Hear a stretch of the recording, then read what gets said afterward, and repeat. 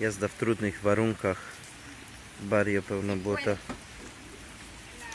Wychodzimy do pacjenta. Ciężko się jedzie, pełno błota na drogach, ale niestety trzeba iść.